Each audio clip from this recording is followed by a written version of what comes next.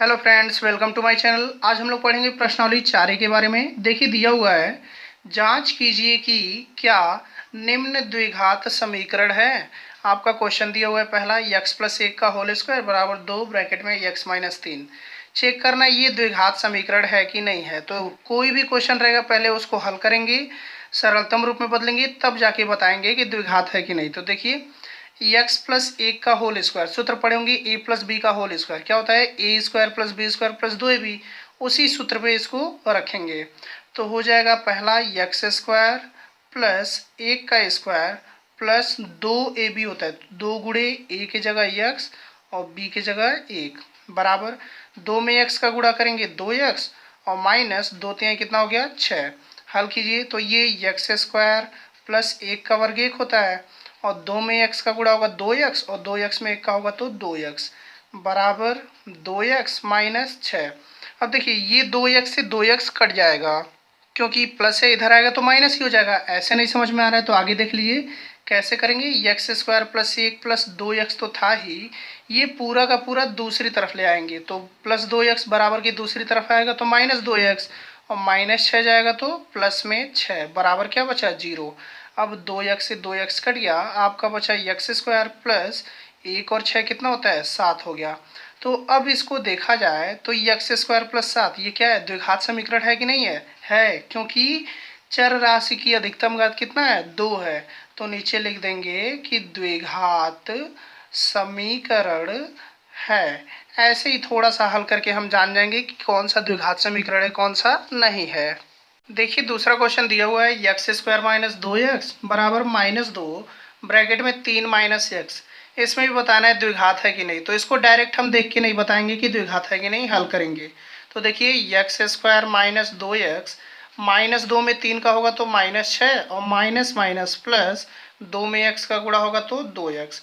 सबको एक तरफ कर लेते हैं तो x स्क्वायर माइनस 2x तो पहले से है, माइनस 6x बराबर के पहले आएगा तो प्लस 6 और प्लस 2x बराबर के पहले आएगा तो माइनस 2x बराबर क्या बचा 0। अब देखिए x स्क्वायर माइनस में 2x और माइनस में 2x, ये हो जाएगा आपका माइनस में 4x और प्लस 6 बराबर 0। अब देखिए इसमें भी चर राशि की अधिकतम घात कितनी है 2 है। तो ये क्या होगा द्विघात समीकरण होगा कि नहीं होगा। तो कोई भी कह सकता है कि जब अधिकतम घात इसका 2 है तो ये क्या है द्विघात समीकरण ही है। अब देखिए तीसरा क्वेश्चन दिया हुआ है, x माइनस 2 गुणे x प्लस 1 बराबर x माइनस 1 गुणे x प्लस 3। इसको भी बताना है द्विघात है कि नहीं। तो इसमें देखिए पहले गुणा करेंगे। गुणा कैसे होगा, x का पहले इन दोनों में, फिर -2 का इन दोनों में। तो x का x में करेंगे तो ये होगा x स्क्वायर, x का प्लस 1 में करेंगे तो प्लस x आएगा। अब इसके बाद -2 का x में करेंगे तो -2x और माइनस प्लस माइनस 2 में 1 का होगा तो 2 बराबर। ऐसे यहाँ भी करना होगा, x का पहले दोनों में कर लेते हैं तो x में x का होगा तो x स्क्वायर, x में 3 का होगा तो 3x, माइनस 1 में x का होगा तो माइनस x और माइनस प्लस माइनस 1 में 3 का होगा तो 3। अब इसको हल करेंगे तो देखिए x स्क्वायर से x स्क्वायर कट जाएगा, कैसे प्लस है दूसरी तरफ जाएगा तो माइनस ही होगा। अब यहाँ से आपका देखिए 1x से 2x घटाना है तो माइनस में x बचा और माइनस में 2 बराबर, यहाँ 3x से 1x घटाना है तो 2x बचेगा और -3 सब एक तरफ रख ले तो -x माइनस 2 प्लस 2x बराबर के पहले आएगा तो -2x और -3 जाएगा तो +3 बराबर क्या बचा 0। अब देखिए तो माइनस में 1x और माइनस में 2x, माइनस में 3x हो गया और देखिए 3 प्लस में 2 माइनस में, तो 3 से 2 घटाएंगे तो कितना आएगा 1 आएगा बराबर 0। अब या तो ऐसे ही छोड़ दें या तो माइनस अगर कॉमन ले लें तो माइनस वाला प्लस हो जाता है और प्लस वाला क्या होता है माइनस हो जाता है। तो यहाँ से अधिकतम घात कितना है 1 है और द्विघात समीकरण का अधिकतम घात कितना होता है 2 होता है। तो ये द्विघात समीकरण आपका नहीं है। क्यों नहीं है, क्योंकि इसका जो अधिकतम घात है वो 2 है ही नहीं, तो द्विघात समीकरण कहाँ से होगा। अब देखिए चौथा क्वेश्चन दिया हुआ है x माइनस 3 गुणे, यहाँ बीच में कुछ नहीं है इसी तरह का लिखा हुआ है x माइनस 2 गुणे x प्लस 1 के रूप का, x माइनस 3 गुणे 2x प्लस 1 बराबर यक्स ब्रैकेट में यक्स प्लस 5। पता करना है द्विघात है कि नहीं, तो सबसे पहले गुणाई करना पड़ेगा ना। तो यक्स में 2 यक्स का करेंगे तो 2 यक्स स्क्वायर होगा। यक्स में 1 का गुणा करेंगे तो यक्स से कम यक्स। -3 में 2 यक्स का तो -3 दूनी -6 यक्स। और माइनस प्लस माइनस 3 एकम 3 बराबर, इसका भी गुणा कर लेते हैं दोनों में, क्योंकि बाहर है, पहले यक्स में फिर 5 में। तो यक्स का यक्स में होगा यक्स स्क्वायर और यक्स का 5 में होगा 5 यक्स। अब देखिए इसमें नहीं ऐसा हम कर सकते हैं कि 2 यक्स स्क्वायर से यक्स स्क्वायर काट दें, क्योंकि बराबर नहीं है। सबको एक तरफ ले चलते हैं। तो 2 यक्स स्क्वायर, देखिए 1 यक्स में से 6 यक्स घटाएंगे तो कितना आएगा, माइनस में 5 यक्स। छोटे से बड़े को घटाते हैं हमेशा माइनस आता है। और -3, अब देखिए ये यक्स स्क्वायर प्लस में था, बराबर के पहले लाएंगे तो -एक्स स्क्वायर। और +5 यक्स बराबर के पहले आएगा तो -5 यक्स बराबर क्या बचा, 0। अब देखिए 2 यक्स स्क्वायर और -एक्स स्क्वायर, यक्स स्क्वायर वाला हम एक पास रख लिए, फिर यक्स वाला एक पास रख लेते हैं। तो -5 यक्स और -5 यक्स, अंतिम में क्या बचा आपका 3, तो -3 रख लिए बराबर 0। अब देखिए 2 यक्स स्क्वायर से 1 यक्स स्क्वायर घटाएंगे तो x square, -5 x -5 x minus में 10 यक्स और -3 बराबर 0। तो इसको तो कोई भी देख कर कह सकता है कि ये क्या है, द्विघात समीकरण है। क्यों, क्योंकि अधिकतम घात कितना है, 2 है। देखिए पांचवा क्वेश्चन भी वही दिया है, तो हल करते हैं इसको। X square plus 3 x plus 1 बराबर, ये देखिए ए माइनस बी का होल स्क्वायर उसी सूत्र का है। तो ए की जगह यक्स है और बी की जगह 2, तो होता है सूत्र क्या, A square plus B square minus 2ab। तो पहले यक्स स्क्वायर फिर 2 का स्क्वायर फिर -2 गुणे ए की जगह यक्स और बी की जगह 2। अब इसको हल कीजिए।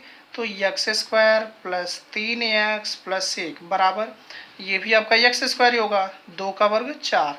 और ये 2 दूनी कितना हो गया, 4 यक्स। एक्स स्क्वायर से एक्स स्क्वायर कट गया, बताया गया प्लस है, इधर आएगा तो माइनस, तो एक प्लस एक माइनस कट ही जाएगा। तो बचा कितना, 3 यक्स प्लस 1 और बराबर 4 माइनस 4 यक्स। सबको एक तरफ लाते हैं। तो 3 यक्स प्लस 1 है, प्लस 4 इधर आएगा तो -4, और -4 यक्स बराबर के पहले आएगा तो +4 यक्स बराबर 0। अब देखिए 3 यक्स और 4 यक्स कितना हो गया, 7 यक्स। और 1 से 4 घटाएंगे तो -3 बराबर 0। तो यहाँ तो अधिकतम घात कितना है, एक ही है ना। तो अधिकतम घात 1 है, तो ये तो द्विघात समीकरण होगा नहीं। तो नीचे लिख देंगे द्विघात समीकरण नहीं है। देखिए छठवां क्वेश्चन दिया हुआ है, यक्स प्लस 2 का होल क्यूब बराबर 2 यक्स ब्रैकेट में एक्स स्क्वायर माइनस 1। तो सबसे पहले ये सूत्र पता होना चाहिए आपको। तो यहाँ हम सूत्र नोट कर दे रहे हैं, ए प्लस बी का होल क्यूब बराबर होता है A cube plus B cube plus 3ab bracket में ए प्लस बी। इसी सूत्र का प्रयोग करके इसका विस्तार करेंगे। तो सबसे पहले होगा यक्स क्यूब, फिर 2 का क्यूब, फिर प्लस 3 गुणे यक्स गुणे 2 और ब्रैकेट में यक्स प्लस 2 बराबर। अब इसका गुणा करिए, तो 2 यक्स का यक्स स्क्वायर में करेंगे तो 2 यक्स क्यूब, और 2 यक्स का एक में होगा तो 2 यक्स। अब इसको हल करते हैं, तो यक्स का क्यूब तो यक्स क्यूब ही रहेगा, 2 का क्यूब करते हैं तो 8 आता है, और 3 में यक्स का गुणा होगा 3 यक्स और 3 दूनी 6, यानी कि 6 यक्स, और ब्रैकेट में यक्स प्लस 2 आपका था ही, बराबर 2 यक्स क्यूब और माइनस 2 यक्स। अब इसको हल कीजिए, एक्स क्यूब प्लस 8, यहाँ 6 यक्स का यक्स में गुणा करेंगे तो 6 यक्स स्क्वायर, और 6 यक्स में 2 का गुणा करेंगे तो 6 दूनी 12 यक्स बराबर 2 यक्स क्यूब माइनस 2 यक्स हो गया। अब क्या करेंगे, ये जो दिख रहा है ना, इसको भी बराबर के पहले लाते हैं। तो x cube plus 8 plus 6 x square plus 12 x, ये प्लस है, इधर आएगा तो माइनस में 2 यक्स क्यूब, और ये माइनस वाला बराबर के पहले आएगा तो प्लस में 2 यक्स बराबर 0 बचा। अब देखिए यक्स क्यूब यहाँ है, एक यक्स क्यूब से 2 यक्स क्यूब घटाएंगे तो माइनस में यक्स क्यूब आएगा। अब देखिए स्क्वायर वाला अकेले है तो प्लस में 6 यक्स स्क्वायर। अब इसके बाद देखिए ये 12 यक्स प्लस में और 2 यक्स प्लस में, तो 12 दो कितना हो गया, 14 यक्स, और लास्ट में बचा क्या, 8 बराबर 0। अब यहाँ से इसको अगर देखा जाए तो minus x cube plus 6x² plus 14x plus 8 बराबर 0। यहाँ से माइनस भी कॉमन ले सकते हैं। तो देखिए यहाँ इसका अधिकतम घात कितना है, 3 है ना। तो ये बताइए अधिकतम घात 2 होता है तब द्विघात समीकरण होता है। तो यहाँ अधिकतम घात 3 है, इसीलिए द्विघात समीकरण क्या है, नहीं है। देखिए 7वां क्वेश्चन दिया हुआ है x cube minus 4x² minus x plus 1 बराबर x माइनस 2 का होल क्यूब। इसमें भी बताना है द्विघात है कि नहीं है। तो यहाँ देखिए a माइनस बी का होल क्यूब का सूत्र लगेगा। तो सबसे पहले आपका सूत्र नोट कर दे रहे हैं, a माइनस बी का होल क्यूब बराबर होता है a cube minus b cube minus 3ab bracket में a माइनस बी। इसी सूत्र का प्रयोग करेंगे यहाँ पर। तो देखिए ये तो पहले नोट कर लेंगे, x cube minus 4x² minus x plus 1 बराबर। अब देखिए a माइनस बी का होल क्यूब सूत्र लगा रहे हैं। तो सबसे पहले एक्स क्यूब माइनस 2 का क्यूब माइनस 3 गुणे एक्स गुणे 2 और a माइनस बी यानी कि ब्रैकेट में x माइनस 2 हो जाएगा। अब देखिए x cube minus 4x² minus x plus 1 बराबर। इसको हल करते हैं तो x का क्यूब करेंगे तो एक्स क्यूब ही आएगा, 2 का क्यूब करेंगे तो 8, 3 दूनी कितना हो गया 6x और ब्रैकेट में x माइनस 2 हो गया। फिर ये नोट कर लेते हैं एक्स क्यूब।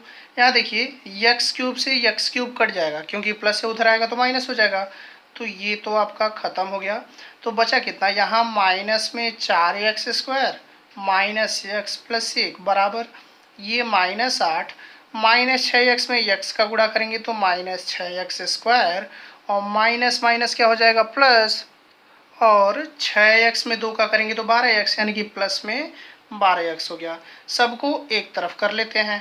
तो देखिए माइनस में 4x² minus x plus 1 minus 8 आएगा बराबर के पहले तो प्लस 8, माइनस 6x² आएगा तो प्लस में 6x² और प्लस वाला 12x आएगा तो ये आपका हो जाएगा माइनस में 12x बराबर 0। अब देखिए 6x² से 4x² घटाना है तो बचेगा कितना 2x²।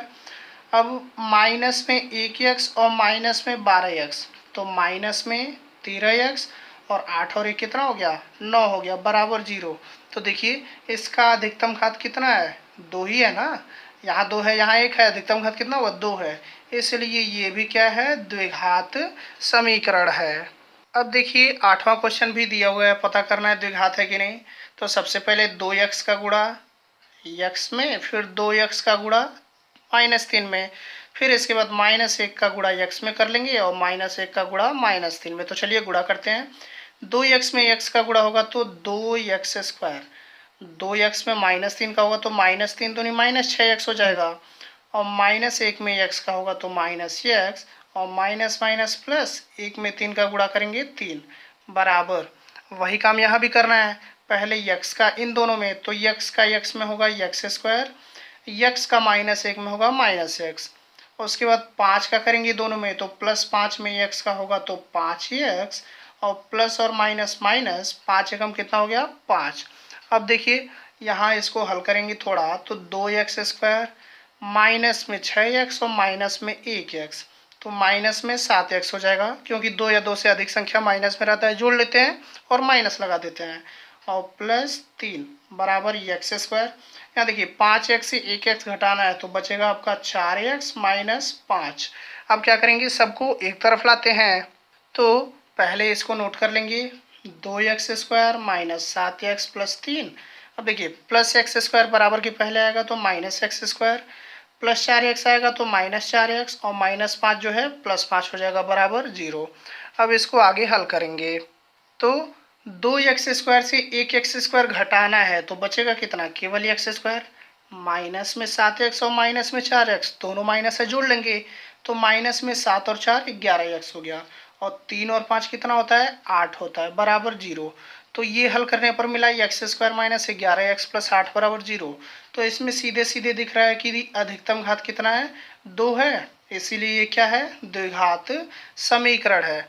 अब देखिए इसके बाद जो 9 नंबर वाला क्वेश्चन दिया है वो नहीं बताएंगे, क्योंकि 9 नंबर का क्वेश्चन और 5 नंबर का क्वेश्चन दोनों क्या है सेम है, यानी कि जो 5वां में दिया है वही 9 नंबर में दे दिया है।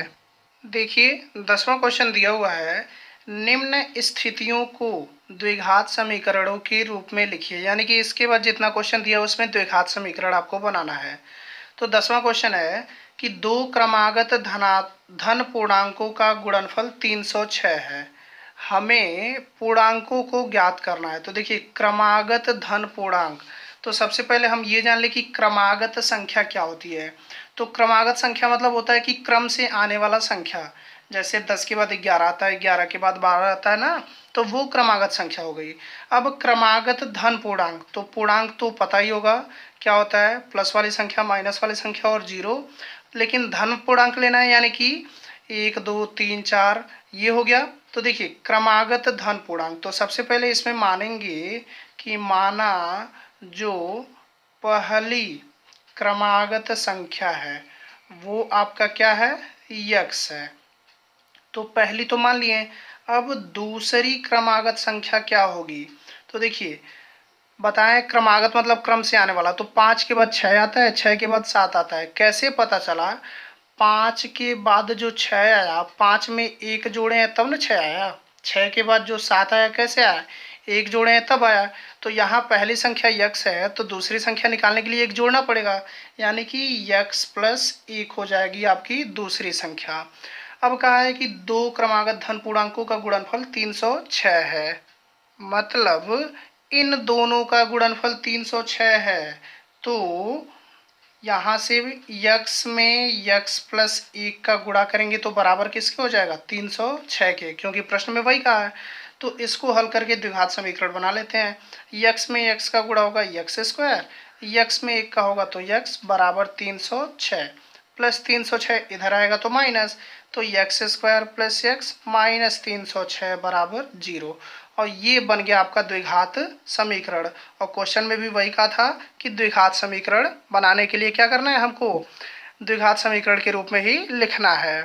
तो यही आपका आंसर हो जाएगा। अब देखिए 11वां क्वेश्चन दिया हुआ है कि एक रेलगाड़ी 480 किलोमीटर की दूरी समान चाल से तय करती है। यदि इसकी चाल 8 किलोमीटर प्रति घंटा कम होती तो वह उसी दूरी को तय करने में 3 घंटे अधिक लेती। हमें रेलगाड़ी की चाल ज्ञात करनी है। यानी कि रेलगाड़ी की चाल ज्ञात करने के लिए हमको द्विघात समीकरण बनाना है। तो सबसे पहले जो पूछा है वो मानेंगे, यानी कि रेलगाड़ी की चाल। तो देखिए मान लिए, माना रेलगाड़ी की चाल कितना है, x किलोमीटर प्रति घंटा, और दूरी कितना दिया था 480 किलोमीटर ना। तो दूरी है आपका 480 किलोमीटर। तो समय कितना लगेगा 480 किलोमीटर जाने में, तो निकाल लेते हैं। तो सूत्र होता है समय बराबर दूरी बटे चाल। तो दूरी कितना है 480 और चाल कितना है यक्स है, यानी कि 480 बटे यक्स घंटा समय लगेगा अगर यक्स किलोमीटर प्रति घंटा की चाल से जा रहे हैं तब। अब कह रहा है कि यदि इसकी चाल 8 किलोमीटर प्रति घंटा कम होती तो उसी दूरी को तय करने में 3 घंटा अधिक समय लेता। तो 8 किलोमीटर प्रति घंटा चाल कम करेंगे तो नई चाल क्या होगी, तो यहाँ नोट करेंगे 8 किलोमीटर प्रति घंटा कम करने पर नई चाल क्या होगी।